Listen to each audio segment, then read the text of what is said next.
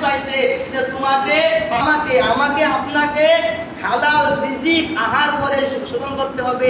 হারাম খাইলে কিন্তু আল্লাহ ইবাদত কবুল করবে না, হারাম খাইলে কিন্তু আল্লাহ ইবাদত কবুল করবে না। এই জিনিসগুলো ভালো করে বুঝবেন। আর তৃতীয় অংশ ছিল আল্লাহ পাকের শুকরিয়া আদায় করতে হবে। যদি আপনি আল্লাহ পাকের শুকরিয়া আদায় করেন বন্ধু, তা আল্লাহ আপনার নিয়ামত বাড়ায়া দিবে।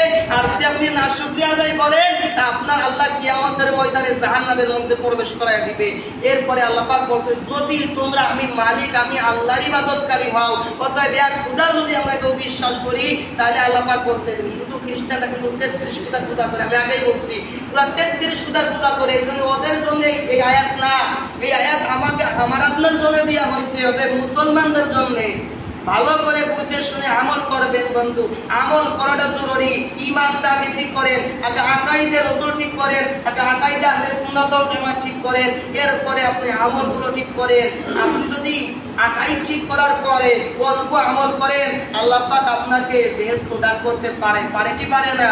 যে কথাগুলো বললাম এবং আপনারা শুনলেন, আল্লাহ আমাদের উভয়কে আমল করবার তৌফিক দান করে। যারা কবলা জুমা 4 রাকাত সুন্নাত করেন, সুন্নাত করে দেন ইনশাআল্লাহ।